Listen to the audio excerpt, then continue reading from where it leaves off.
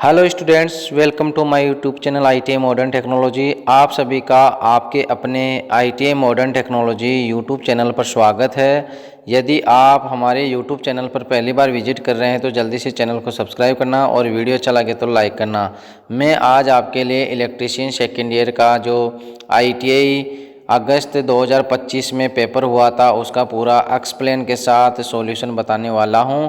तो आप यदि हमारे यूट्यूब चैनल से पहली बार देख रहे हैं तो जल्दी से चैनल को सब्सक्राइब करो और अपने दोस्तों को भी ज़रूर शेयर करना। मैं आपको जो भी ITA से संबंधित वैकेंसी टेक्निकल की आती है उसकी पूरी तैयारी कराने का जो ये ऐप बनाया है ये आपके लिए बहुत ही महत्वपूर्ण रहने वाला है, क्योंकि मैं आपके लिए इसमें अति महत्वपूर्ण जो प्रश्न आते हैं हर कंपटीशन में, चाहे आप रेलवे लोको पायलट का ले लो, टेक्नीशियन का ले लो, या जो प्राइवेट सेक्टर की जो बड़ी लिमिटेड कंपनियां हैं जैसे NTPC ले लो, या फिर आप IOCL ले लो, BPCL ले लो, या ऑर्डिनेंस फैक्ट्री ले लो, या दिल्ली मेट्रो ले लो। गवर्नमेंट की भर्तियां हैं जितनी भी, वो सारी हर कंपटीशन की तैयारी में आपके एक ही यूट्यूब चैनल के माध्यम से आपको यहाँ पर मिलने वाली है। तो आप हमारे यूट्यूब चैनल पर बने रहें और हमें मोटिवेशन करने के लिए हमारे यूट्यूब चैनल को जल्दी से सब्सक्राइब कर लें। चलो आज की क्लास स्टार्ट करते हैं। क्वेश्चन नंबर 1, चलो इसके अंदर हम देखते हैं प्रश्न नंबर 1 के अंदर ये है आपका प्रश्न नंबर 1। ये इलेक्ट्रीशियन ट्रेड थ्योरी का सेकेंड ईयर का क्वेश्चन है। क्वेश्चन नंबर 1 है, DC ड्राइव में कम सिग्नल सर्किट को जोड़ने के लिए परिरक्षित केबल का उपयोग करने का क्या कारण है। तो आपके पास यहाँ 4 ऑप्शन दिए हुए हैं। यहाँ ऑप्शन A है कनेक्शन के लिए आसान, B है यांत्रिक चोटों से बचाता है, C है विद्युत हस्तक्षेप को समाप्त करता है, और D है अच्छी दिखावट है। तो यहाँ पर क्वेश्चन नंबर 1 है, इसका जो आंसर रहने वाला है ऑप्शन सी। ऑप्शन सी है विद्युत हस्तक्षेप को समाप्त करता है, एलिमिनेट्स द इलेक्ट्रिकल इंटरफेरेंस। चलो नेक्स्ट क्वेश्चन देखते हैं प्रश्न नंबर 2। प्रश्न नंबर 2 है पैनल बोर्ड असेंबली में किस उपकरण से बचा जाता है।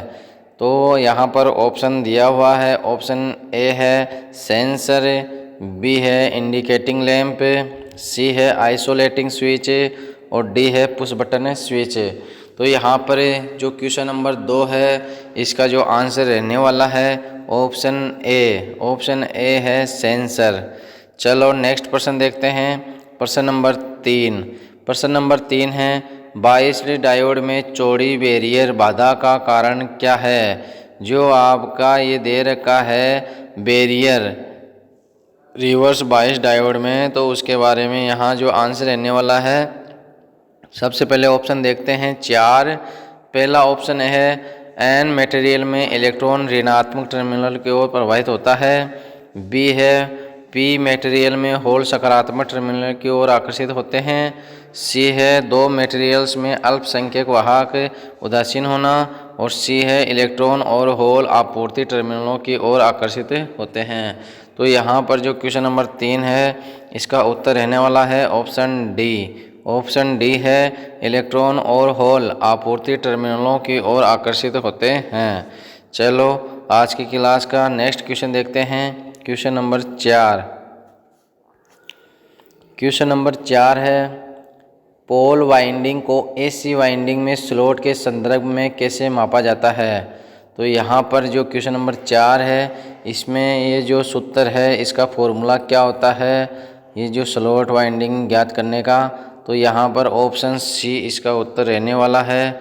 ऑप्शन सी है number of slots in the stator बटा नंबर ऑफ पोल्स। ये है क्वेश्चन नंबर जो 4 है इसका सही आंसर। चलो नेक्स्ट प्रश्न देखते हैं प्रश्न नंबर 5। प्रश्न नंबर 5 है, यहाँ पर ये चित्र दिखाया गया है और ये किस टाइप का स्टार्टर का प्रतीक है आपको देख के बताना है। तो यहाँ ऑप्शन 4 दे रखे हैं। ऑप्शन ए है semi automatic star delta starter, B है ऑटोमेटिक स्टार डेल्टा स्टार्टर है, सी है ड्यूल स्टार्टर है और डी है ऑटो ट्रांसफॉर्मर स्टार्टर है।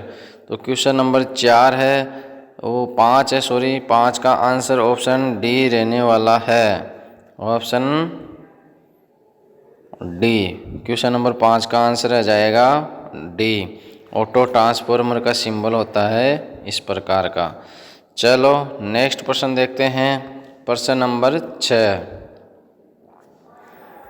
देखो यहाँ पर ये प्रश्न नंबर 6 है, यदि VT टर्मिनल वोल्टेज EG बराबर उत्पन्न EMF है तो DC शंट जनरेटर के शंट फील्ड करंट RSH का सूत्र क्या है।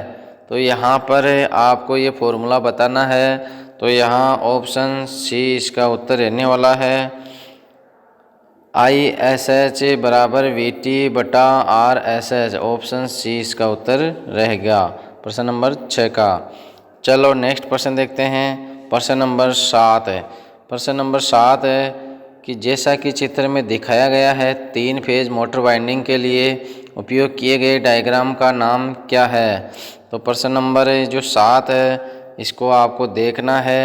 ये जो पोल 1 है, पोल 2 है, पोल 3 है, पोल 4 है। यहाँ पर ए फेज है, बी फेज है, सी फेज है।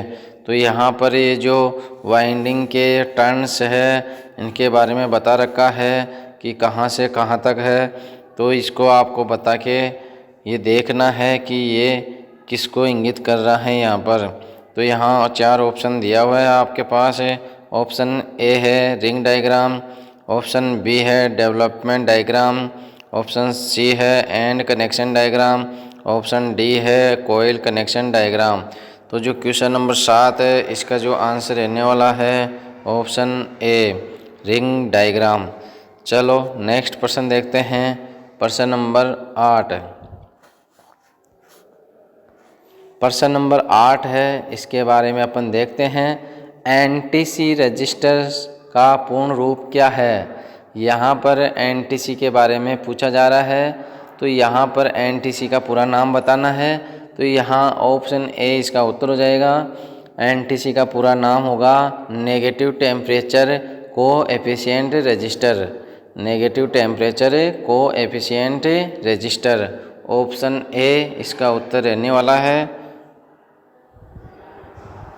चलो नेक्स्ट प्रश्न देखते हैं, प्रश्न नंबर 9। प्रश्न नंबर 9 कह रहा है कौन सा इन्वर्टर और कन्वर्टर दोनों के रूप में कार्य करता है। तो यहाँ पर ऑप्शन 4 दिया हुआ है। ए है सिंक्रोनस कन्वर्टर, बी है मेटल रेक्टिफायर, सी है सेमीकंडक्टर डायोड और डी है मरकरी आर्क रेक्टिफायर। तो यहाँ पर क्वेश्चन नंबर 4 है, इसका जो आंसर रहने वाला है ऑप्शन ए सिंक्रोनस कन्वर्टर। इसी प्रकार से क्वेश्चन नंबर 10 देखते हैं, सोलर सेल में किस मटेरियल का उपयोग किया जाता है। तो मैंने आपको कल एक क्लास ली थी फर्स्ट ईयर की, उसके अंदर भी ऐसा सवाल आया था। तो उसमें मैंने बताया था कि अर्धचालक होते हैं सिलिकॉन और जर्मेनियम। तो सिलिकॉन सोलर सेल के अंदर यूज किया जाता है। तो यहाँ 4 ऑप्शन देखते हैं। ऑप्शन ए है एंटीमनी, बी है सिलिकॉन, सी है फास्फोरस और डी है कॉपर। तो यहाँ पर ऑप्शन बी जो दिया हुआ है सिलिकॉन, यही इसका आंसर रहने वाला है, क्योंकि जो अपन सोलर सेल के अंदर मटेरियल यूज करते हैं वह सिलिकॉन यूज किया जाता है। इस प्रकार से आज अपन ने सेकेंड ईयर इलेक्ट्रीशियन के लिए 10 क्वेश्चन का एक्सप्लेन के साथ सॉल्यूशन देखा है। यदि आप हमारे YouTube चैनल पर पहली बार विजिट कर रहे हैं तो जल्दी से चैनल को सब्सक्राइब करना और वीडियो अच्छा लगे तो लाइक करना। हम आपके लिए डेली क्लासें या 1-2 दिन छोड़कर क्लासें डालते रहते हैं। तो आप हमारे YouTube चैनल पर लगातार बने रहें। और आप यदि इलेक्ट्रीशियन ट्रेड से संबंधित किसी भी कंपटीशन टेक्निकल की तैयारी कर रहे हैं तो आप हमारे YouTube चैनल के माध्यम से फ्री क्लासें लगातार देखते रहना। और मैं आपको पूर्ण विश्वास दिला रहा हूं कि यहां से आपके हर कंपटीशन में ज़रूर 80% आने की पूरी संभावना रहने वाली है। तो आप हमारे को थोड़ा मोटिवेशन करने के लिए अपने दोस्तों को भी वीडियो ज़रूर शेयर किया करो। और अगर आप हमारे YouTube चैनल पर पहली बार विजिट कर रहे हैं तो जल्दी से चैनल को सब्सक्राइब ज़रूर कर लेना और बेल आइकन को इम्प्रेस कर देना, जिससे जब भी हम आपके लिए वीडियो बनाकर आपके अपने YouTube चैनल पर वीडियो अपलोड करते हैं तो जल्दी से आपके पास नोटिफिकेशन पहुंच जाएगा। चलो अपन नेक्स्ट क्लास देखते हैं। इसी का प्रश्न नंबर 11 है, ट्रेड थ्योरी का प्रश्न नंबर 11 कह रहा है कि भूमिगत केबल की तुलना में ओवरहेड लाइनों का क्या फ़ायदा है। तो यहाँ पर 4 ऑप्शन दिया गया है। ऑप्शन ए है संचार लाइनों के साथ कोई हस्तक्षेप नहीं होता है, और बी है सार्वजनिक सुरक्षा अधिक होती है, सी है दोष आसानी से पता लगाए जा सकते हैं, और डी है बिजली गिरने से होने वाले खतरों के प्रति उत्तरदायी नहीं होता है। तो क्वेश्चन नंबर 11 है, इसका आंसर रहने वाला है ऑप्शन सी, दोष आसानी से पता लगाए जा सकते हैं। चलो नेक्स्ट प्रश्न देखते हैं। प्रश्न नंबर 12। प्रश्न नंबर 12 है, कौन सा डीसी लोड कॉन्टैक्टर के DC4 स्टैंडर्ड ड्यूटी साइकिल द्वारा दर्शाया गया है। यहाँ पर ऑप्शन ए दिया हुआ है सीरीज मोटर की स्टार्टिंग और स्टॉपिंग, बी है शंट मोटर की स्टार्टिंग और स्टॉपिंग, सी है मोटर लोड को छोड़कर प्रतिरोधक लोड, और डी है इंचिंग और ब्रेकिंग के साथ शंट मोटर को स्टार्टिंग और स्टॉपिंग। इस प्रकार से प्रश्न नंबर 12 है, इसका आंसर रहने वाला है ऑप्शन ए, सीरीज मोटर की स्टार्टिंग और स्टॉपिंग। चलो नेक्स्ट प्रश्न देखते हैं। प्रश्न नंबर 13, 70% दक्षता और 0.8 पावर फैक्टर पर 2 HP single phase motor 240 voltage का इनपुट करंट क्या है। तो यहाँ पर ऑप्शन 4 दिए हुए हैं। यहाँ जो उत्तर रहने वाला है आपका ऑप्शन ए उत्तर रहेगा, जिसमें मान दिया हुआ है 11 एम्पियर। चलो नेक्स्ट प्रश्न देखते हैं। प्रश्न नंबर 14। प्रश्न नंबर 14 है आपके लिए बहुत ही इम्पोर्टेंट रहने वाला है। लंबी दूरी की वितरण लाइनों के लिए किस प्रकार के DC जनरेटर का उपयोग किया जाता है। तो यहाँ पर जो 4 ऑप्शन दिया हुआ है देखते हैं। ऑप्शन ए है डिफरेंशियल कंपाउंड जनरेटर, बी है शंट जनरेटर, सी है differential short shunt compound generator, और डी है कम्युलेटिव कंपाउंड जनरेटर। तो यहाँ क्वेश्चन नंबर 14 है, इसका उत्तर रहने वाला है option D, cumulative compound generator. चलो नेक्स्ट प्रश्न देखते हैं। प्रश्न नंबर 15। प्रश्न नंबर 15 है आपका, प्रश्न नंबर 15 है, कौन सी मोटर में आधी कोयल वाइंडिंग होती है।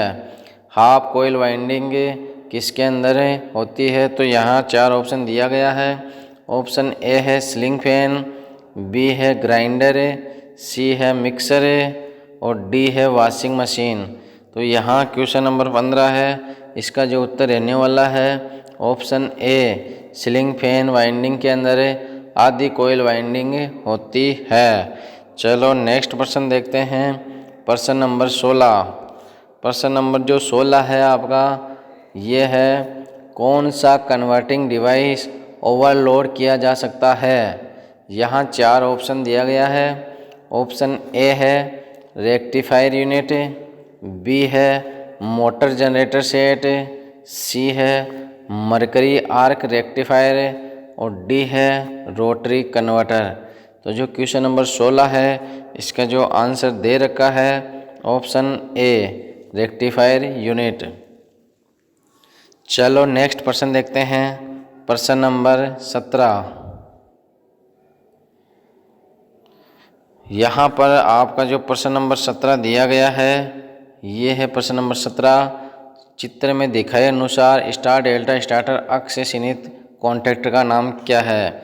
यहाँ पर ये देखो ये अक्ष दिखाया गया है, इसके बारे में आपको बताना है कि इसे क्या कहते हैं। तो यहाँ ऑप्शन 4 देखते हैं कि ये क्या है। यहाँ ऑप्शन ए है टाइमर, बी है स्टार कॉन्टैक्टर, और सी है डेल्टा कॉन्टैक्टर, और डी है मेन कॉन्टैक्टर। तो प्रश्न नंबर यहाँ देख के बताना है कि अक्ष किसको इंगित कर रहा है। तो यहाँ पर अक्स इंगित कर रहा है स्टार कॉन्टैक्टर को, तो यानी कि इसका जो आंसर रहने वाला है ऑप्शन बी स्टार कॉन्टैक्टर।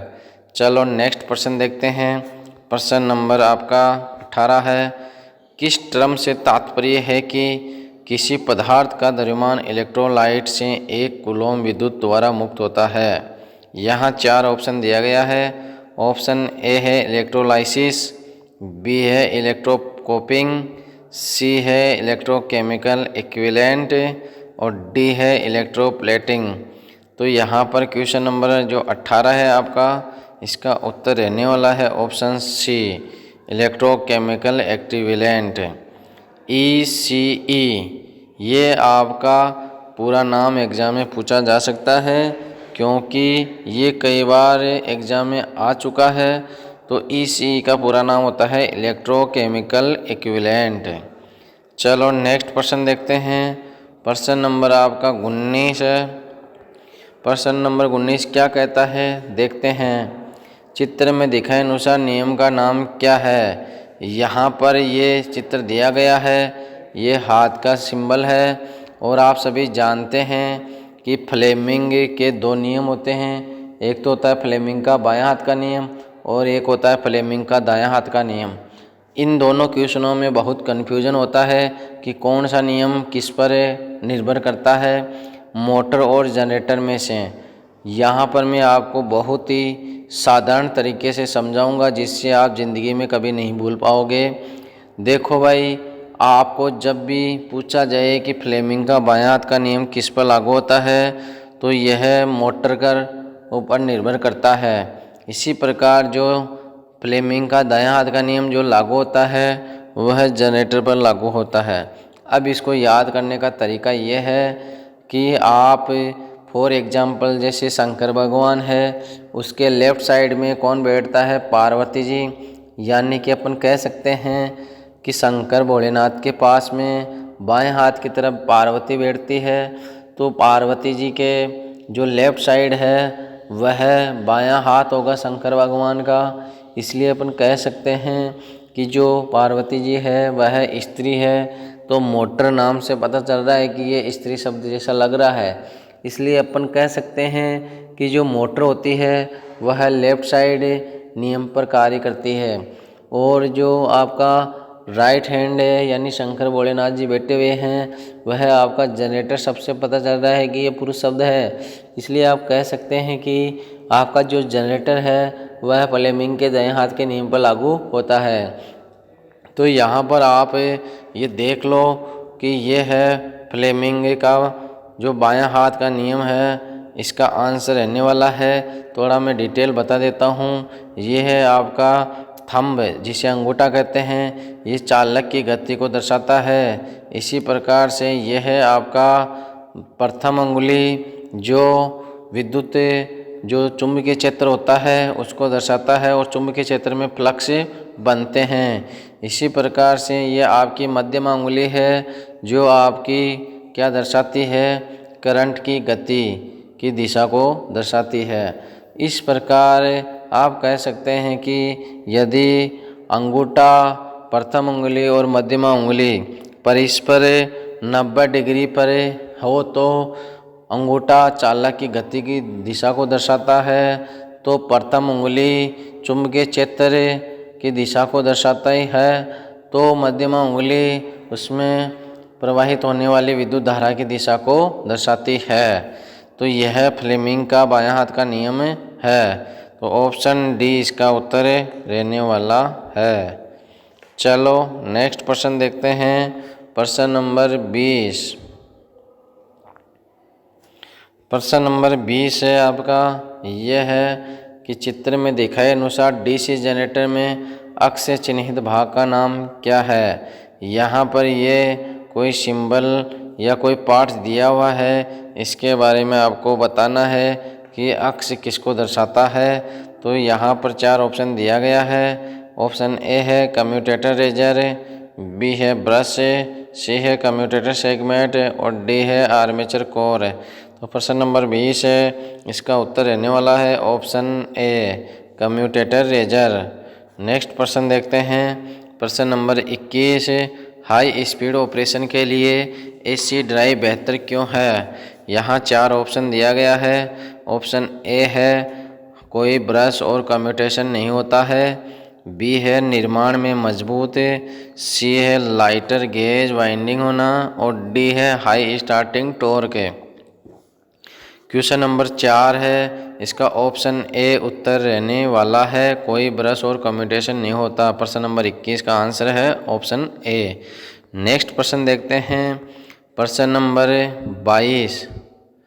देखो यहाँ पर प्रश्न नंबर 22 क्या कह रहा है, 3 फेज कंसेंट्रिक वाइंडिंग का अवगुण कौन सा है? अवगुण बोले तो डीमेरिट्स यानी कि दोष। यहाँ पर ऑप्शन ए दे रखा है एंड कनेक्शन बनाना आसान होता है, बी है कम शीतलन स्थान उपलब्ध है, सी है एक स्टेप्ड फॉर्मर की आवश्यकता होती है और डी है कोयल को समान रूप से आकार देना कम कठिन होता है। तो यहाँ पर जो इसका आंसर रहने वाला है प्रश्न नंबर 22 का ऑप्शन सी, एक स्टेप्ड फॉर्मर की आवश्यकता होती है। चलो नेक्स्ट प्रश्न देखते हैं, प्रश्न नंबर 23।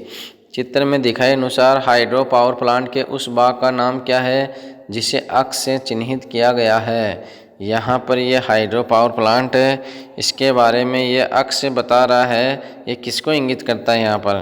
तो यहाँ ऑप्शन ए दे रखा है इनटेक, बी दे रखा है पेन स्टॉक, सी दे रखा है टर्बाइन और डी दे रखा है कंट्रोल गेट। यहाँ पर ऑप्शन बी उत्तर रहने वाला है पेन स्टॉक। चलो नेक्स्ट प्रश्न देखते हैं, प्रश्न नंबर 24। प्रश्न नंबर 24 क्या कह रहा है, कोयल और ओवरहैंग बाइंडिंग के लिए किस प्रकार के इंसुलेटिंग मटेरियल का चयन किया जाता है? यहाँ ऑप्शन 4 दिया गया है। ऑप्शन ए है एम्पायर स्लीव से, बी है फाइबर ग्लास टेप, सी है टेरेलिन थ्रेड और डी है कॉटन स्लीव से। यहाँ क्वेश्चन नंबर जो 24 है इसका आंसर रहने वाला है option C, terylene thread. Next प्रश्न है प्रश्न नंबर 64 क्वेश्चन नंबर 25। चित्र में दर्शाई गई डीसी मोटर की गति नियंत्रण विधि का नाम क्या है? यहाँ पर ये जो दिया गया चित्र है इसमें डीसी मोटर की जो स्पीड कंट्रोल मेथड की विधियाँ होती है इसके बारे में पूछा गया है, कौन सी विधि है? यहाँ पर ये चित्र दिया गया है। यहाँ पर ये है आपके D1 D2 जिसे हम कहते हैं सीरीज फील्ड वाइंडिंग, और यहाँ पर ये है आर्मेचर, इसके 2 टर्मिनल है A1 A2 और यहाँ पर यह रियो स्टेट लगा दिया गया है। तो यहाँ पर ये कौन से प्रकार की विधि है मोटर की स्पीड कंट्रोल नियंत्रण की? तो यहाँ 4 ऑप्शन दे रखे हैं, फील्ड डाइवर्टर विधि, बी है फील्ड टेपिंग विधि, सी है वोल्टेज कंट्रोल विधि और डी है आर्मेचर डाइवर्टर विधि। तो क्वेश्चन नंबर जो आपका 25 दिया हुआ है इसका आंसर रहने वाला है ऑप्शन डी, आर्मेचर डाइवर्टर विधि। नेक्स्ट प्रश्न देखते हैं, प्रश्न नंबर 26। प्रश्न नंबर 26 क्या कह रहा है, EVSE का पूर्ण रूप क्या है? पूरा नाम बताना है आपको EVSE का। यहाँ पर EVSE का पूरा नाम है ऑप्शन नंबर डी, ये है आपका electric vehicle supply equipment. EVSE का पूरा नाम क्या है? Electric vehicle supply equipment, option D इसका आंसर रहने वाला है EVSE का पूरा नाम। यहाँ पर नेक्स्ट प्रश्न देखते हैं, प्रश्न नंबर 27। चित्र में दर्शाए गए प्रतीक का नाम क्या है? यहाँ पर सिंबल आपको बताना है। यहाँ पर 4 ऑप्शन दिया गया है, ये सिंबल किसका है बताना है आपको। यहाँ ऑप्शन ए दे रखा है N चैनल FET, बी दे रखा है टायक, सी दे रखा है P चैनल FET और डी दे रखा है डायक। तो आप सभी जानते हैं FET का पूरा नाम होता है फील्ड इफेक्ट ट्रांजिस्टर। FET में 2 आपके चैनल बताए हैं, एक होता है P चैनल, एक होता है N चैनल। तो यहाँ पर ये जो सिंबल दिया गया है इसके 3 टर्मिनल दे रखे हैं, एक होता है आपका G, एक होता है D, एक होता है S। जी का मतलब होता है गेन, डी का मतलब होता है ड्रेन, एस का मतलब होता है सोर्स। यहाँ पर आपको ये जो अंदर तीर का निशान दिखा रखा है, तो ये आप सभी जानते हैं कि मैंने आपको शॉर्ट ट्रिक के माध्यम से हर बार कोई ऐसा क्वेश्चन आता है तो मैं समझाता हूँ, बताता हूँ कि जब भी आपका अंदर की तरफ निशान आ रहा हो, तीर का निशान आ रहा हो, तो हमेशा एन होता है। और जब भी कोई तीर का निशान बाहर की तरफ निकल रहा है तो वो आपका पी होता है। मैं आपको याद रखने के हिसाब से बताता हूँ कि बैटरी होती है माइनस प्लस, धनात्मक ऋणात्मक। तो हमेशा जो धारा बहती है वह धनात्मक से ऋणात्मक की ओर बहती है। तो उस हिसाब से आप याद रख सकते हो।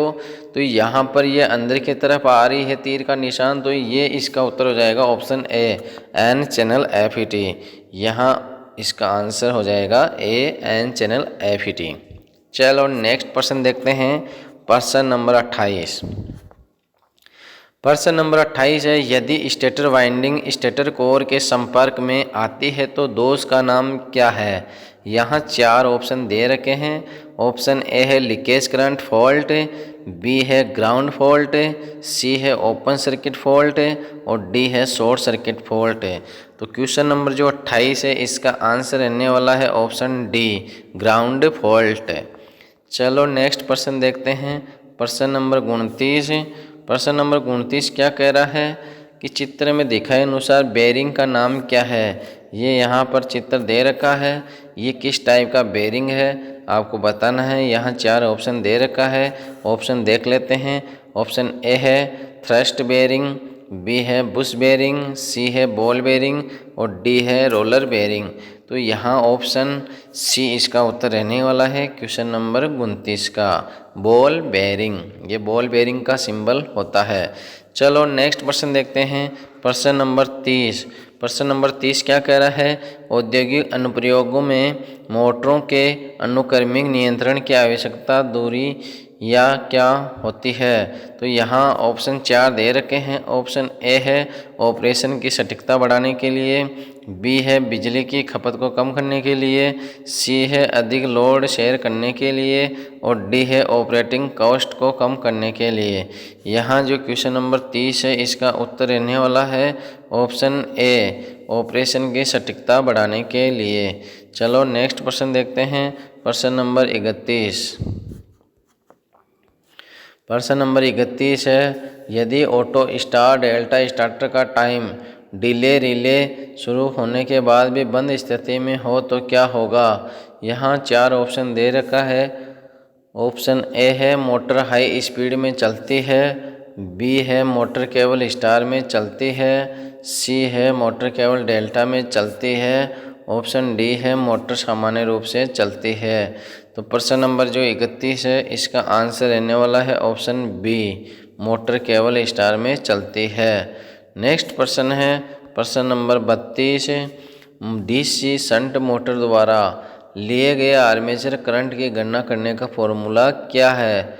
यहाँ पर ऑप्शन इसका ए उत्तर हो जाएगा, क्योंकि यहाँ ऑप्शन ए दे रखा है आई ए बराबर वी माइनस ई बी बटा आर ए। आप सभी जानते हैं ये फॉर्मूला होता है बैक ईएमएफ का, उसी फॉर्मूले से यहाँ पर आर्मेचर करंट निकाला गया है। चलो नेक्स्ट देखते हैं, प्रश्न नंबर अपना 33। प्रश्न नंबर अपना 33 है, ये क्या कह रहा है, सिंक्रोनस मोटर का अनुप्रयोग क्या है। जो एप्लीकेशन होता है या उपयोग होता है वो क्या है सिंक्रोनस मोटर का। यहाँ ऑप्शन दे रखे हैं 4। ऑप्शन ए है क्रेन में, बी है लिफ्ट में एलिवेटर में और सी है कन्वेयर में और डी है पावर फैक्टर करेक्टर के रूप में। तो यहाँ ऑप्शन डी उत्तर रहने वाला है, पावर फैक्टर करेक्टर के रूप में। चलो नेक्स्ट प्रश्न देखते हैं, प्रश्न नंबर 34। प्रश्न नंबर 34 है आपका, वैक्यूम क्लीनर के लिए किस प्रकार की मोटर का उपयोग किया जाता है। यहाँ 4 ऑप्शन दे रखे हैं। ऑप्शन ए है शेडेड पोल मोटर, बी है कैपेसिटर स्टार्ट मोटर, सी है रिपल्सन मोटर, डी है यूनिवर्सल मोटर। यहाँ 4 प्रकार के ऑप्शन दे रखे हैं इस प्रकार। क्वेश्चन नंबर जो 34 है, वैक्यूम क्लीनर का उपयोग मोटर कौन सी होती है, तो वह यूनिवर्सल मोटर होती है। आप सभी जानते हैं वैक्यूम क्लीनर बहुत स्पीड के साथ चलती है और जिस मोटर की सबसे अधिक गति है वह यूनिवर्सल मोटर होती है, जिसकी स्पीड 3000 आरपीएम या 3000 आरपीएम से अधिक होती है। चलो नेक्स्ट प्रश्न देखते हैं, प्रश्न नंबर 35। प्रश्न नंबर 35 के बारे में क्या पूछा जा रहा है, यूनि जंक्शन ट्रांजिस्टर, यूजेटी का पूरा नाम एग्जाम में पूछ लिया जाता है। यूनि जंक्शन ट्रांजिस्टर का मुख्य कार्य क्या है, यहाँ कार्य पूछा जा रहा है। कभी कभी इसकी फुल फॉर्म एग्जाम में पूछ ली जाती है यूजेटी की, तो यूजेटी की फुल फॉर्म होती है यूनि जंक्शन ट्रांजिस्टर। अब यहाँ पर मुख्य कार्य पूछा जा रहा है यूजेटी का, तो यहाँ 4 ऑप्शन दे रखे हैं। ऑप्शन ए है रिलैक्सेशन ऑसिलेटर, बी है प्रसारण ट्रांसमीटर, सी है माइक्रोफोन इनपुट डिवाइस, डी है loud speaker amplifier. Question number 35 है, इसका आंसर रहने वाला है ऑप्शन ए रिलैक्सेशन ऑसिलेटर। चलो नेक्स्ट प्रश्न देखते हैं, प्रश्न नंबर 36। प्रश्न नंबर 36 है, जैसा कि चित्र में दिखाया गया है L1 को C1 से ट्रांजिस्टर बेस से जोड़ने का उद्देश्य क्या है। यहाँ पर प्रश्न नंबर 36 देखते हैं चित्र के माध्यम से। ऑप्शन दे रखे हैं 4, पॉजिटिव फीडबैक प्रदान करता है, बी है ट्रांजिस्टर बाइसिंग वोल्टेज प्रदान करता है, सी है डीसी आपूर्ति प्रदान करता है और डी है नेगेटिव फीडबैक प्रदान करता है। तो यहाँ पर क्वेश्चन नंबर 36 है, इसका आंसर हो जाएगा ऑप्शन ए पॉजिटिव फीडबैक प्रदान करता है। चलो नेक्स्ट प्रश्न देखते हैं, प्रश्न नंबर 37। प्रश्न नंबर 37 है, रेटेड वोल्टेज पर 50 हर्ट्ज की आवृत्ति प्रदान करने वाले 4 पोल वाले अल्टरनेटर की गति क्या होगी। तो यहाँ पर क्वेश्चन जो दे रखा है इसके बारे में आप निकालते हैं जब भी इसका सूत्र लगाकर, तो इसका आंसर आ जाएगा ऑप्शन बी 1500 आरपीएम। इसका आंसर रहने वाला है क्वेश्चन नंबर 37 का। चलो नेक्स्ट प्रश्न देखते हैं, प्रश्न नंबर 38। ये भी न्यूमेरिकल है, देखते हैं 38 क्या कह रहा है। 50 हर्ट्ज की आवृत्ति वाले 6 ध्रुवों वाले 3 फेज इंडक्शन मोटर में प्रतिशत स्लिप की गणना करें जो 960 आरपीएम के वास्तविक गति से चल रही हो। तो यहाँ पर ऑप्शन 4 दे रखा है, इसका उत्तर हो जाएगा ऑप्शन डी 4%। इस प्रकार से आज हमने आपके लिए ट्रेड थ्योरी इलेक्ट्रीशियन के 38 क्वेश्चन का पूरा सॉल्यूशन के साथ समझा दिया गया है। अब अपन देखेंगे WC के 6 क्वेश्चन और ED के 6 क्वेश्चन। टोटल मिलाकर 50 क्वेश्चन होने पर 100 नंबर के आपके ट्रेड थ्योरी आती है, जिसमें से आपको पार्ट ए में पास होने के लिए 33 नंबर या 34 नंबर लाना होता है, जो आप आसानी से ला सकते हो।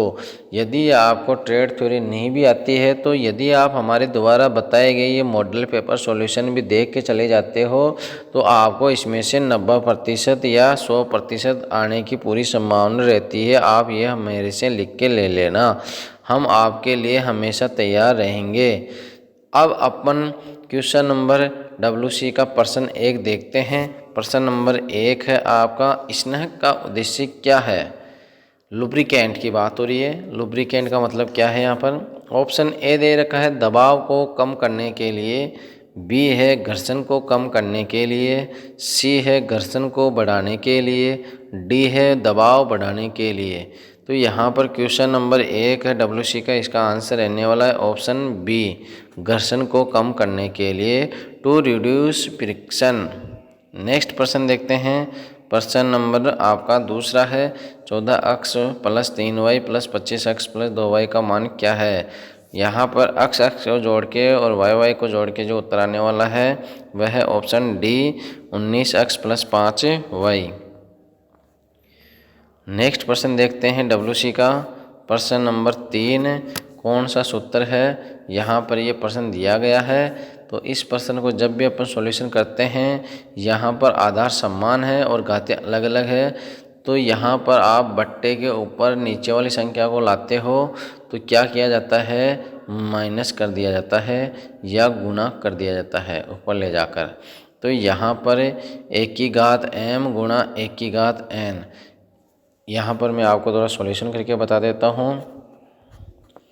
जैसा कि प्रश्न दिया गया है 1 की घात m बटा 1 की घात n, जब अपन इसको सॉल्यूशन करते हैं तो ये होगा 1 की घात m, और ये वाली जो है संख्या ये वाली ये ऊपर जाती है तो 1 की घात माइनस n हो जाती है।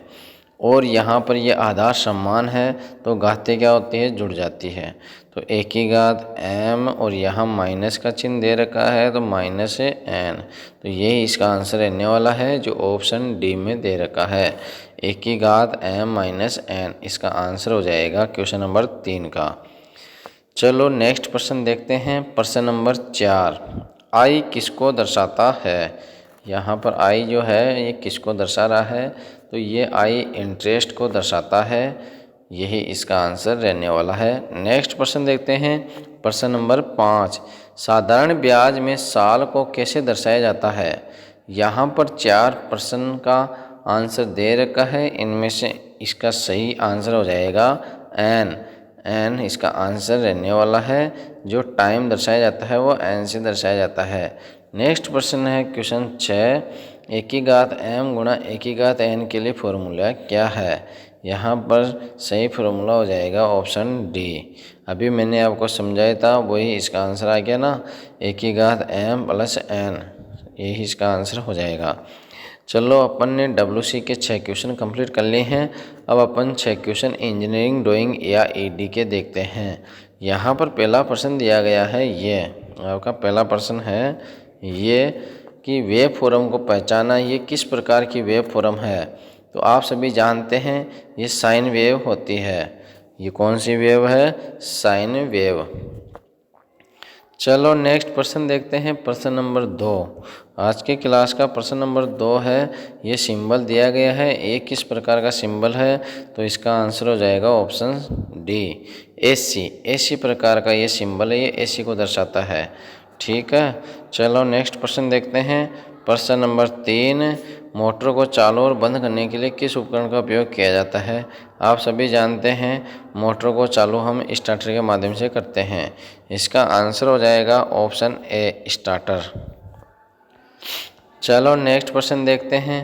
प्रश्न नंबर 4, प्रश्न नंबर 4 क्या कह रहा है। प्रश्न नंबर 4 है सिंगल पोल MCB कौन सा है।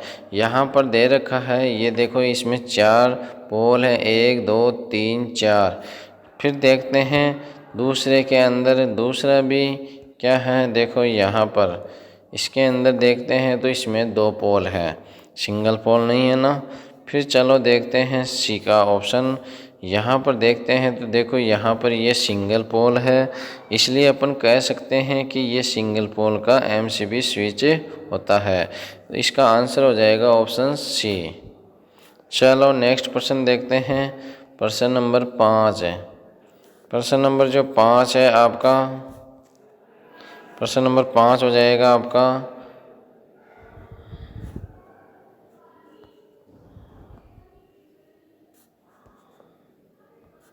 प्रश्न नंबर 5 है, यह है बिना स्विच के मुख्य फ्यूज बोर्ड के लिए चिन्ह कौन सा होता है। तो इसका आंसर ऑप्शन ए दे रखा है। इसके अंदर आप देखते हैं डबल आयत है, अंदर ये बना हुआ है काला काला, तो इसको अपन कह सकते हैं ये क्या है, बिना स्विच के मुख्य फ्यूज बोर्ड के लिए चुना गया है। चलो नेक्स्ट प्रश्न देखते हैं। प्रश्न नंबर 6, प्रश्न नंबर 6 क्या कहता है। प्रश्न नंबर 6 कह रहा है कि नोज प्लायर कौन सा है। यहाँ पर नोज प्लायर के बारे में बताना है कि कौन सा नोज प्लायर है। तो यहाँ पर आपके पास ऑप्शन 4 दे रखे हैं। ये कॉम्बिनेशन प्लायर होता है, दूसरा दे रखा है ये साइड कटिंग प्लायर होता है, तीसरा दे रखा है ये आपका छोटा स्क्रू, ये छोटा प्लायर होता है। यहाँ पर 4 डी दे रखा है, ये आपका कौन सा प्लायर है, नोज प्लायर। तो यही इसका आंसर रहने वाला है ऑप्शन डी। ऑप्शन डी क्या है आपका, नोज प्लायर। इस प्रकार आज अपन ने थ्योरी के 38 क्वेश्चन, WC के 6 क्वेश्चन और ईडी के 6 क्वेश्चन। टोटल मिलाकर आपके क्वेश्चन होते हैं 50। 50 नंबर के ना होकर ये 50 से डबल क्वेश्चनों के नंबर होंगे, यानी कि 100 नंबर के 50 क्वेश्चन होते हैं। हर क्वेश्चन 2 नंबर का होगा। आपको पासिंग नंबर लाने होते हैं 33 नंबर, तो आप ट्रेड थ्योरी में पास हो जाते हो। यदि आप हमारे यूट्यूब चैनल के माध्यम से तैयारी कर रहे हैं तो जल्दी से चैनल को सब्सक्राइब कर लें, क्योंकि मैं आपके लिए IIT ट्रेड थ्योरी इलेक्ट्रीशियन का पेपर सॉल्यूशन या पूर्ण टॉपिक वाइज सिलेबस के अनुसार मैं आपकी क्लासेस लेकर आता रहता हूँ, वीडियो अपलोड करता हूँ, जिससे आपकी तैयारी घर बैठे आसानी से हो सके। चलो नेक्स्ट प्रश्न देखते हैं। अपन एम्प्लॉयमेंट स्किल के 25 क्वेश्चन।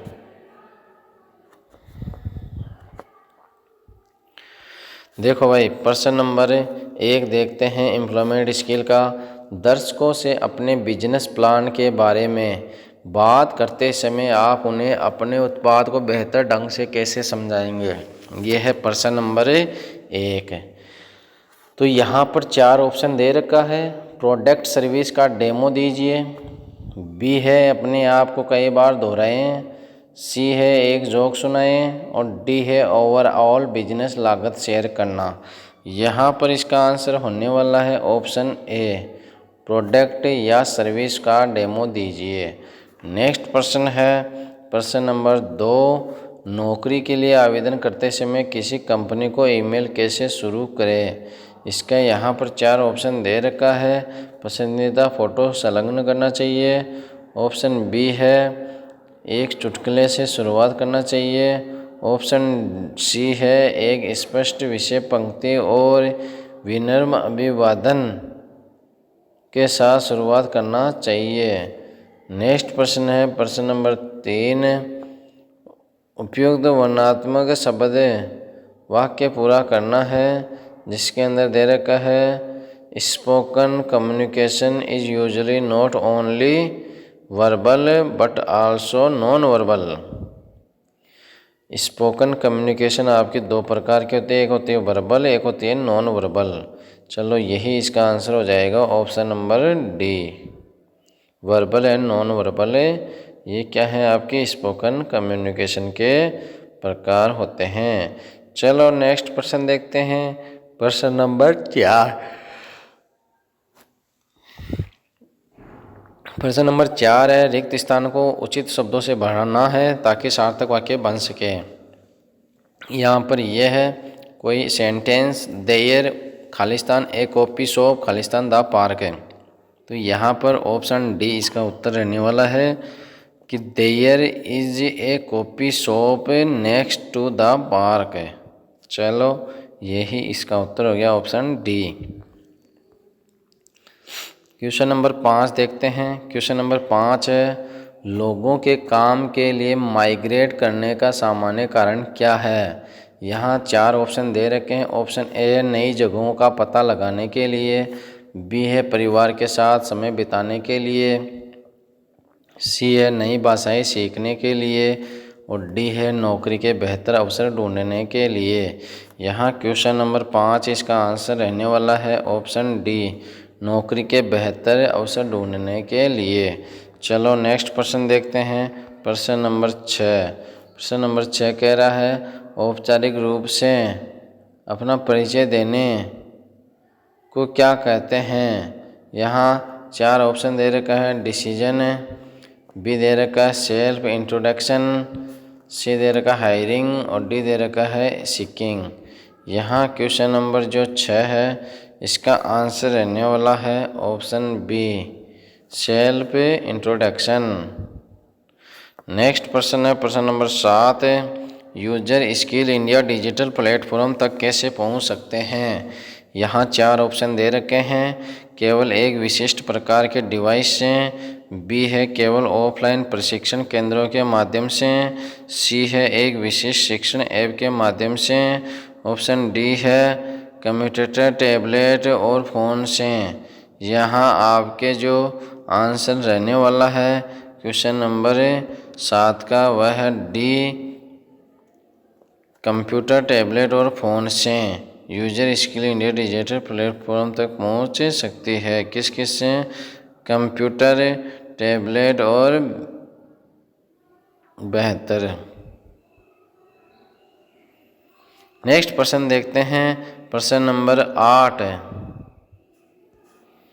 प्रश्न नंबर 8 क्या कह रहा है, प्रभावी संचार के लिए क्या आवश्यक है। यहाँ 4 ऑप्शन दे रखा है। ऑप्शन ए है ध्यान से सुनना और बात करना, बी है बोलते रहना, सी है ध्यान से सुने, डी है सुनते रहो।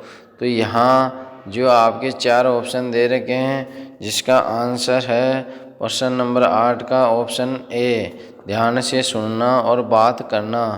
नेक्स्ट प्रश्न है प्रश्न नंबर आपका 9। एक मशीन ऑपरेटर के तौर पर अगर आपको लगे कि यदि एक मशीन ऑपरेटर के तौर पर अगर आपको लगे कि आपकी मशीन ठीक से काम नहीं कर रही है तो आपको क्या करना चाहिए।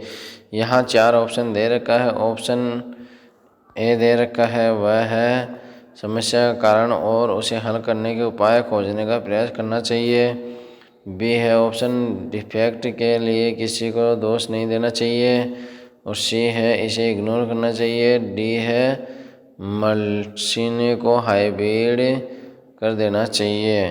तो यहाँ क्वेश्चन नंबर जो आपका नेक्स्ट था 9, इसका आंसर रहने वाला है ऑप्शन ए, समस्या का कारण और उसे हल करने के उपाय खोजने का प्रयास करना चाहिए। चलो नेक्स्ट प्रश्न देखते हैं।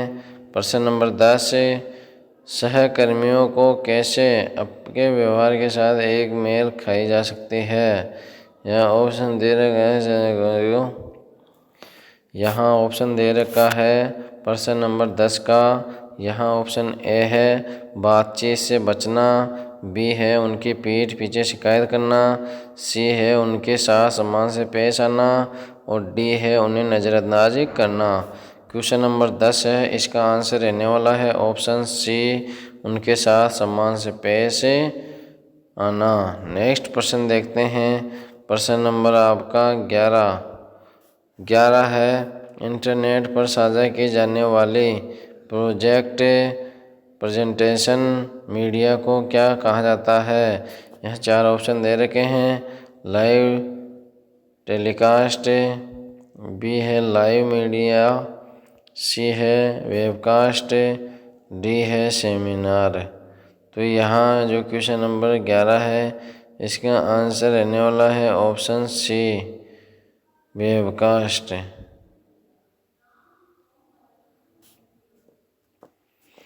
क्वेश्चन नंबर 11 है, इसका आंसर रहने वाला है सी, वेबकास्ट। नेक्स्ट प्रश्न देखते हैं। प्रश्न नंबर 12। प्रश्न नंबर 12 क्या कह रहा है, ईमेल लिखते समय विषय का स्पष्ट रूप से उल्लेख करना क्यों आवश्यक है। तो यहाँ 4 ऑप्शन दे रखा है। ऑप्शन ए है विषय पंक्ति के बिना ईमेल नहीं भेजा जा सकता, बी है यदि दिखाने के लिए उसके पास अंग्रेजी का अच्छा कौशल है, सी है कंपनी को यह बताने के लिए ईमेल क्या किस बारे में है। तो यहाँ पर ऑप्शन डी भी दे रखा है, विषय को खाली नहीं छोड़ा जाना चाहिए। तो यहाँ जो क्वेश्चन नंबर 12 है, इसका उत्तर रहने वाला है ऑप्शन सी, कंपनी को बेहतर के लिए ईमेल किस बारे में है। चलो नेक्स्ट प्रश्न देखते हैं। प्रश्न नंबर 13। प्रश्न नंबर 13 क्या कहता है, एक मजबूर कार्य नीति क्यों महत्वपूर्ण है। यहाँ 4 ऑप्शन दे रखा है। अधिक छुट्टियाँ, बी है कुशल उत्पादकता, और सी है लेस टाइम वर्क, और डी है धीमा काम। यहाँ 4 ऑप्शनों में उत्तर नंबर इसका बी हो जाएगा। ऑप्शन बी है कुशल उत्पादकता। नेक्स्ट प्रश्न है प्रश्न नंबर 14। प्रश्न नंबर 14 है, ऑप्शन ये दे रखे हैं, कोविड के बाद कार्यस्थल कैसे बदल सकते हैं। कोविड के बाद कार्यस्थल कैसे बदल गए हैं। तो यहाँ 4 ऑप्शन दे रखे हैं। ऑप्शन ए है काम के घंटों में लचीलापन शून्य है, बी दे रखा है टेक्नोलॉजी पर कोई फोकस नहीं है, और सी दे रखा है व्यक्तिगत और घरेलू कार्य का मिश्रण है, और डी दे रखा है नौकरी के कम आसान है। तो प्रश्न नंबर 14 का आंसर हो जाएगा ऑप्शन सी, व्यक्तिगत और घरेलू कार्य का मिश्रण है। नेक्स्ट प्रश्न हो जाएगा प्रश्न नंबर 15। प्रश्न नंबर 15 क्या कह रहा है, मार्केट सर्वे के लिए उपयोग किया जाने वाला एक प्रमुख कौशल कौन सा है। यहाँ 4 ऑप्शन दे रखा है, कंप्यूटर नॉलेज, बी दे रखा है MBA डिग्री, सी दे रखा है अपीयरेंस, डी दे रखा है कॉन्ग्रेचुलेशन या कम्युनिकेशन सॉरी। तो यहाँ पर ऑप्शन डी उत्तर हो जाएगा कम्युनिकेशन। मार्केट सर्वे के लिए कम्युनिकेशन एक प्रमुख कौशल होता है। नेक्स्ट प्रश्न है प्रश्न नंबर 16। प्रश्न नंबर 16 कह रहा है कि निम्नलिखित में से कौन सा भविष्य का कार्यस्थल कौशल कम महत्व वाला होगा।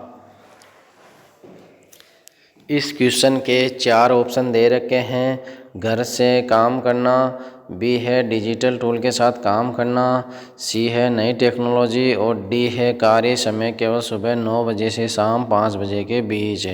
इस क्वेश्चन का आंसर हो जाएगा ऑप्शन डी, कार्य समय केवल सुबह 9 बजे से शाम 5 बजे के बीच होता है। नेक्स्ट क्वेश्चन देखते हैं क्वेश्चन नंबर 17। क्वेश्चन नंबर 17 है सेल्फ इम्प्रूवमेंट का क्या लाभ है। यहाँ ऑप्शन ए दे रखा है स्थिरता, बी दे रखा है बेहतर रिश्ते, सी दे रखा है कम आत्मविश्वास और डी दे रखा है बढ़ा हुआ कार्यभार। यहाँ पर क्वेश्चन नंबर जो 17 है इसका आंसर रहने वाला है ऑप्शन बी, बेहतर रिश्ते। यहाँ नेक्स्ट प्रश्न है 18 कह रहा है कि जब हम अपनी आवाज़ का उपयोग करके टाइप करना चाहते हैं तो हम का उपयोग करते हैं। यहाँ पर ऑप्शन 4 दे रखे हैं वॉइस रिकॉर्डर, बी है वॉइस ऑफ गूगल, सी है वॉइसिंग टेक्निक, डी दे रखा वॉइस रिकॉग्निशन पिक्चर। यहाँ पर ऑप्शन डी इसका उत्तर रहने वाला है क्वेश्चन नंबर 18 का, वॉइस रिकॉग्निशन पिक्चर। चलो नेक्स्ट प्रश्न देखते हैं प्रश्न नंबर 19। प्रश्न नंबर 19 है आपका, काम करते समय अपने आइडिया को दूसरों के साथ शेयर करना महत्वपूर्ण होता है क्योंकि ऑप्शन 4 दिए गए हैं। ऑप्शन ए है मार तड़कों, प्रश्न नंबर 19 का ऑप्शन ए है बातचीत से मदद मिल सकती है और विचारों को बेहतर बनाया जा सकता है। ऑप्शन बी है अपने ज्ञान का प्रदर्शन करने के लिए, सी है दूसरों को प्रभावित करने के लिए, डी है दूसरों को शामिल महसूस कराने के लिए। यहाँ क्वेश्चन नंबर 19 है इसका आंसर रहने वाला है ऑप्शन ए, बातचीत से मदद मिल सकती है और विचारों को बेहतर बनाया जा सकता है। चलो नेक्स्ट क्वेश्चन देखते हैं प्रश्न नंबर 20। प्रश्न नंबर 20 है, जब कोई व्यक्ति किसी नई कंपनी में शामिल होता है तो वह कार्यस्थल पर उपलब्ध कराए गए डिजिटल टैबलेट का उपयोग करने से घबरा जाता है। उस समय वह ऑप्शन ए है अपने कोवर्कर्स से सभी डिजिटल काम करने को कहें, बी है वह नौकरी छोड़ देगा, सी है अपने दिमाग खुला रख के और अपने कोवर्कर्स को सिखाने के लिए कहेगा। यहाँ क्वेश्चन नंबर जो 20 है इसका आंसर हो जाएगा ऑप्शन सी, अपना दिमाग खुला रख कर और अपने कोवर्कर से उसे सिखाने के लिए कहेगा। नेक्स्ट क्वेश्चन देखते हैं क्वेश्चन नंबर 21। क्वेश्चन नंबर 21 क्या कहता है देखते हैं, व्यवहार का एक कोड है जो सम्मान, मूल्यों और व्यावसायिकता पर आधारित है। चलो देखते हैं ऑप्शन ए शिक्षा, ऑप्शन बी व्यवसाय, ऑप्शन सी कार्यस्थल शिष्टाचार, ऑप्शन डी एक्सपीरियंस अनुभव। यहाँ पर क्वेश्चन नंबर जो 21 दे रखा है, इसका उत्तर हो जाएगा वर्क प्लेस एटीट्यूड, कार्यस्थल शिष्टाचार। एटीट्यूड कार्यस्थल शिष्टाचार व्यवहार का एक कोड है जो सम्मान, मूल्यों और आवश्यकता पर आधारित है। चलो नेक्स्ट प्रश्न देखते हैं। प्रश्न नंबर 21 के बाद है 22। प्रश्न 22 क्या कह रहा है? कम दूरी पर स्थिर और मोबाइल डिवाइस के बीच डेटा का आदान प्रदान करने के लिए किस वायरलेस तकनीक मानक का उपयोग किया जाता है? यहाँ 4 ऑप्शन दे रखा है। ऑप्शन ए है राउटर, बी है पेन ड्राइव, सी है ब्लूटूथ और डी है सीडी या डीवीडी। इस क्वेश्चन का आंसर रहने वाला है ऑप्शन सी ब्लूटूथ। नेक्स्ट प्रश्न है प्रश्न नंबर 23। निम्न में से कौन सा एक सुव्यवस्थित रिज्यूम के लिए एक महत्वपूर्ण कारक है? यहाँ ऑप्शन है, ऑप्शन 4 देखते हैं। पहला है पेंसिल फॉन्ट, बी है सरल डिजाइन और पढ़ने में आसान शब्द, सी है लंबे पैराग्राफ, डी है कॉम्प्लेक्स डिजाइन। इस क्वेश्चन का आंसर रहने वाला है ऑप्शन बी, सरल डिजाइन और पढ़ने में आसान शब्द। नेक्स्ट प्रश्न देखते हैं प्रश्न नंबर 20। उचित वर्णनात्मक शब्दों से वाक्य पूरा करें। There is a factory in the, there is a. यहाँ पर 4 ऑप्शन दे रखे हैं। ऑप्शन ए है बोरिंग, बी है नॉइजी, सी है अनइवन और डी है पोल्यूटेड। तो यहाँ पर क्वेश्चन नंबर 24 का आंसर रहने वाला है ऑप्शन डी, पोल्यूटेड। चलो नेक्स्ट प्रश्न देखते हैं और आज की क्लास का लास्ट सवाल है। क्वेश्चन नंबर आपका हो जाएगा 25। इसका देखते हैं। अपने लक्ष्यों को प्राप्त करने के लिए कड़ी मेहनत करना और असफलता मिलने पर हार न मानना क्या कहलाता है? यहाँ 4 ऑप्शन दे रखा है। ए है सेल्फ बिलीफ, डी है स्वतंत्रता निर्णय लेना, सी है गिफ्ट और डी है स्व जागरूकता या सेल्फ अवेयरनेस। यहाँ पर क्वेश्चन नंबर 25 इसका आंसर रह जाएगा ऑप्शन डी, ग्रेट। इस प्रकार से हमने आपको टोटल क्वेश्चन 75 करवाए हैं। थोड़ा आप हमारे माध्यम से जान लें कि आपका अपना YouTube channel ITM modern technology है, जिसमें आप हर कंपटीशन का कुछ ना कुछ प्रीवियस ईयर का सॉल्यूशन पेपर देख पाओगे और अपने टॉपिक वाइज जो सिलेबस है उसका भी पूरा वीडियो एक्सप्लेन के साथ पूरे टॉपिक को क्लियर करवाया जाता है। और अच्छे नोट्स के माध्यम से यदि आप नोट्स भी प्राप्त करना चाहते हैं तो कमेंट बॉक्स में कमेंट कर हमें ज़रूर बताया करो, जिससे हम आपको कमेंट बॉक्स के माध्यम से अच्छे नोट्स उपलब्ध करवा सकें। फिर मैं आपको थोड़ा बता दूं, ये आपका अपना ही यूट्यूब चैनल है जिसमें आप लोगों की बहुत बड़ी मेहनत है। आप लोगों की बड़ी मेहनत के कारण ही आज मैंने आपके परिवार ITM मॉडर्न टेक्नोलॉजी में 764 सब्सक्राइब प्राप्त कर लिए हैं। और आगे इसी प्रकार यदि आप लोगों के प्यार प्रेम बना रहेगा, कनेक्टिविटी बनी रहेगी, तो आपका यूट्यूब चैनल एक दिन ज़रूर तरक्की करेगा। मैंने कई बार कई जनों से सुन रखा है कि यूट्यूब चैनल पर बच्चों की तैयारी अच्छी करवाई जा सकती है, लेकिन मैंने भी आपके लिए इलेक्ट्रीशियन थ्योरी की जो क्लासें स्टार्ट की है पढ़ाने के लिए टेक्निकल तरीके से, वह मैं आपके लिए अच्छे से अच्छा कंटेंट बनाकर लाया करता हूं। तो आप मुझे मोटिवेशन करने के लिए सपोर्ट करें और ज़्यादा से ज़्यादा आप हमें वह सपोर्ट करें, बच्चों के माध्यम से शेयर करें। आपके जो इलेक्ट्रीशियन के अंदर जो सेकेंड ईयर का जो पेपर आता है ITI में, उसमें आपके टोटल क्वेश्चन 75 होते हैं, जिसमें से आपके ट्रेड थ्योरी के 38 क्वेश्चन होते हैं और 6 क्वेश्चन आपके WC के होते हैं और 6 क्वेश्चन आपके ED के होते हैं। टोटल मिलाकर 50 क्वेश्चन 100 नंबर के होते हैं। जो पार्ट ए में आपको पास होने के लिए 33 नंबर लाने अनिवार्य होते हैं और इसी प्रकार से पार्ट बी में आपके ES एम्प्लॉयमेंट स्किल के क्वेश्चन होते हैं जो आपके 50 नंबर के होते हैं। इसमें आपको पास होने के लिए 17 नंबर लाने होते हैं। इस प्रकार से आपका इलेक्ट्रीशियन का CBT एग्ज़ाम कंप्लीट होता है। यदि आप हमारी YouTube चैनल के माध्यम से तैयारी कर रहे हैं तो आपका बहुत बहुत धन्यवाद है। हमें मोटिवेशन इसी प्रकार से करते रहना और अपने दोस्तों को वीडियो ज़रूर शेयर किया करो और वीडियो को लाइक ज़रूर किया करो। यदि किसी प्रकार की कोई समस्या आपको आती है तो हमें कमेंट बॉक्स में कमेंट कर ज़रूर बताया करो। हम आपके लिए अच्छे से अच्छे नोट्स बनाकर आपकी तैयारी करवाते हैं।